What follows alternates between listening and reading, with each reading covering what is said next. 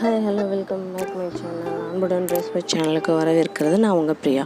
இன்றைக்கி என்ன பார்க்க போகிறோம் அப்படின்னா கிர்னி பழ ஜூஸ் பார்க்கலாம். அதாவது வெயிலுக்கு வந்து ரொம்ப கூலிங்காக இருக்குங்க. எங்கள் வீட்டுக்காரெலாம் வெயிலில் போயிட்டு வந்தாருன்னா கண்டிப்பாக இதை சாப்பிடாமல் வரவே மாட்டார். அவருக்கு ரொம்ப பிடிக்கும்.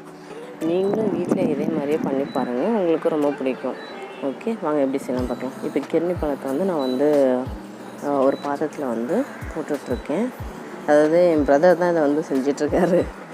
அதில் அந்த தோல் இல்லாமல் உள்ள பல்ப் மட்டும் போட்டுக்கோங்க. இது ஆக்சுவலாக என்ன டேஸ்ட் இருக்கும் அப்படின்னா, நம்ம வந்து வெள்ளரிக்காய் சாப்பிட்றோம் இல்லையா, நல்லா பழுத்த பழம் அந்த டேஸ்ட்டு தான் இருக்கும். அதை நல்லா ஸ்மாஷ் பண்ணிக்கோங்க, நல்லா மசிச்சுக்கிட்டு அதில் என்ன ஆட் பண்ணணும் அப்படின்னா சுகர் ஆட் பண்ணணும். உங்களுக்கு டேஸ்ட்டுக்கு ஏற்றாப்புல சுகர் வந்து ஆட் பண்ணிக்கோங்க. அதிகமான சுகர்லாம் வேண்டாம், பாதியில் சுகர் போட்டால் போதும். உங்களுக்கு வேணும்னா இதில் வந்து தண்ணி ஆட் பண்ணிக்கலாம், கூலிங் வாட்டர். நாங்கள் வந்து அப்படியே நேச்சுரலாக நாங்கள் வந்து ஒரு 5 பேர் தான் இருந்தோம், அதனால எங்களுக்கு இருந்தது போதுமானது.